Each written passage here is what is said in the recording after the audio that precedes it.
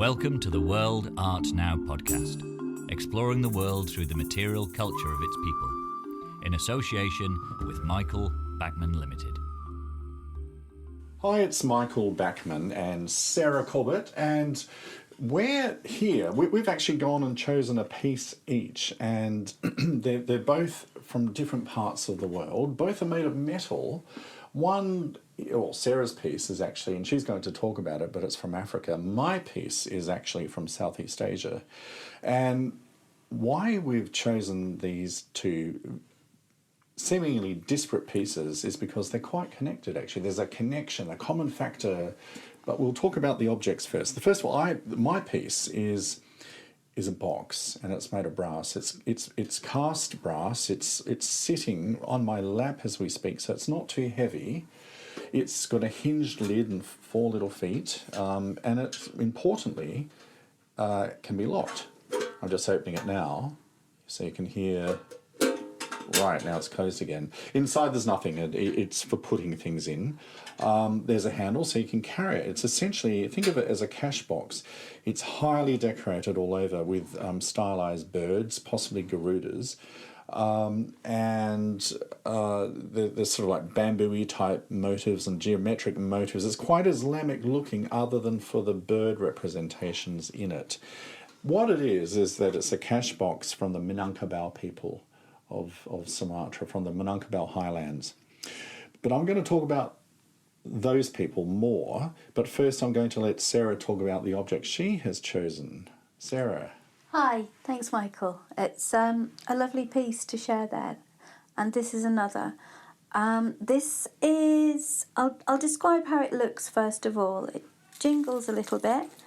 It's a series of pendants hanging one below the other.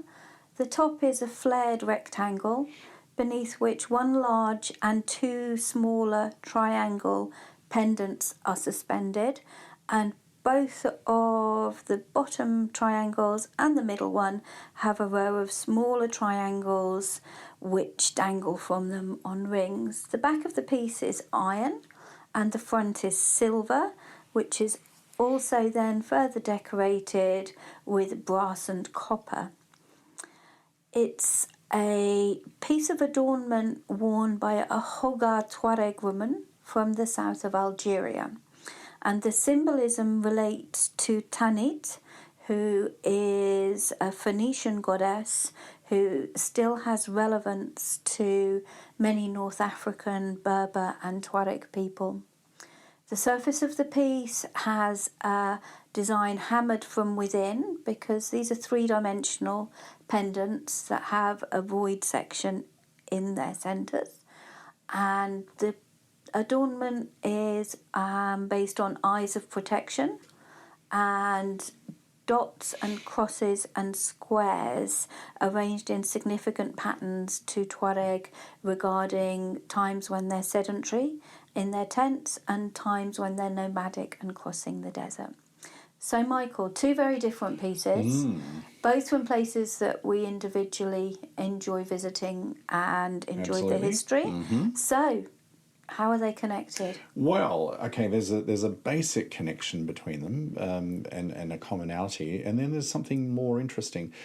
The first thing is that both the Minangkabau people and the Tuareg are Muslims. They are. They are indeed. So we've got the Muslim Minangkabau of Sumatra, the Tuareg from sub-Saharan Africa, but the very interesting thing about both of these groups is that they're both matrilineal.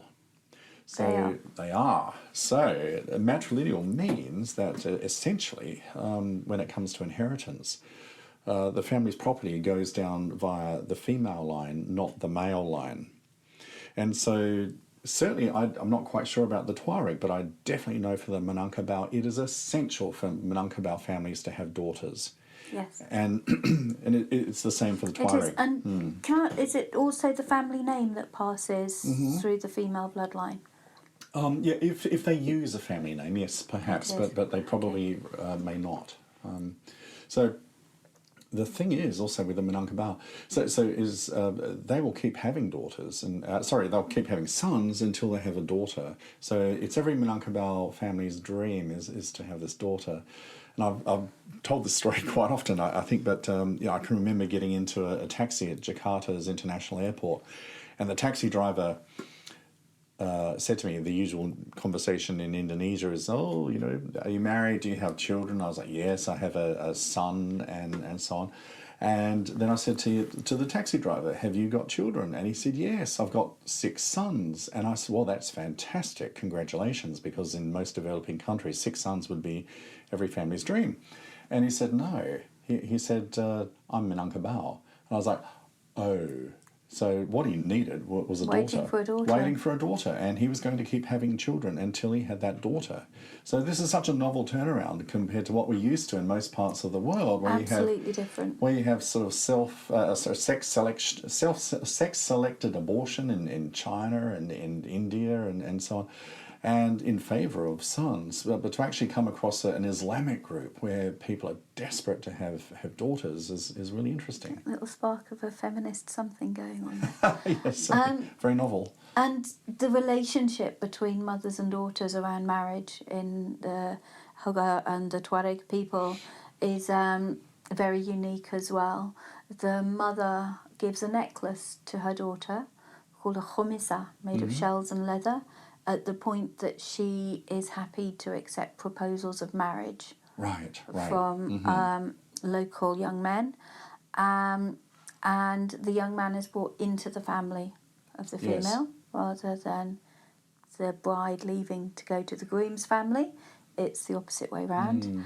The unique thing about the wedding practices is that once the mother has had those proposals of interest, the bride-to-be is able to road test all candidates privately in her tent for a night. Oh, good heavens, before she chooses which one she would like to accept as her partner. So quite a strong aspect of female control going on there all along. Right.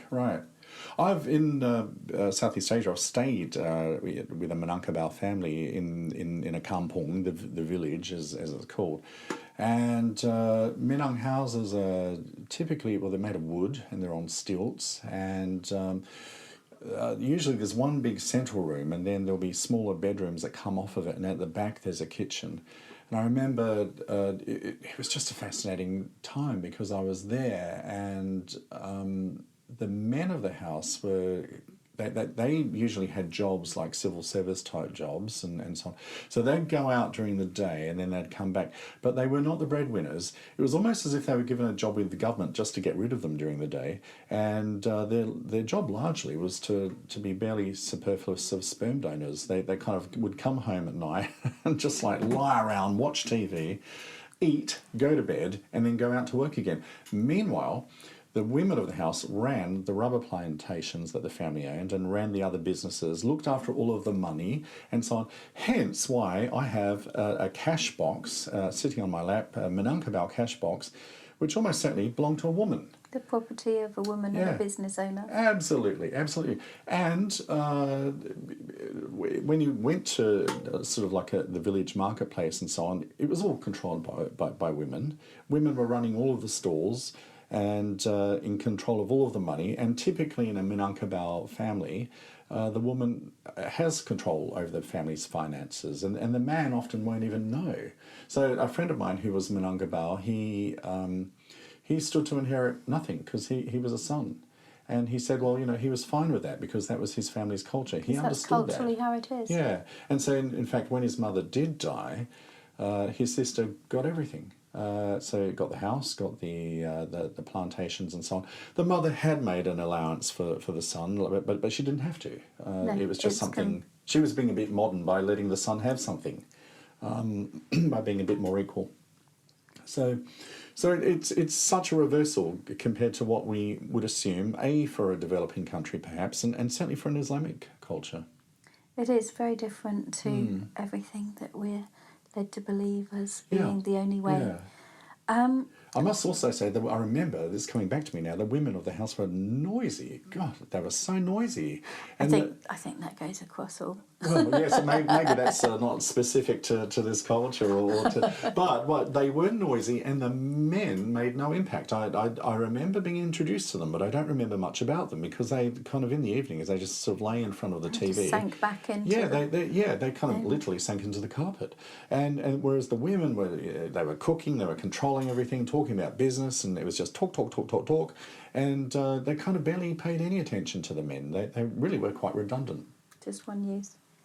Yeah, well, one use, exactly, yeah. I think it would be great if we could share some images of the pieces that we've discussed today. Yes. For those that are listening to the podcast to able to visualise what it is that we've been describing to them today. So there'll be a Pinterest board to accompany this podcast, and within that you'll be able to find images of the pieces and relevant images and a link to listen to this with the pictures to look at too. And probably some pictures of the people as well. Absolutely. Associated with these objects. Stuff. Wonderful.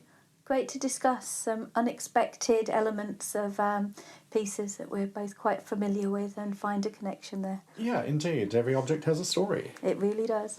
Thank you, Sarah. Thanks, Michael. You have been listening to the World Art Now podcast in association with Michael Backman Limited. To hear more, visit worldartnow.com.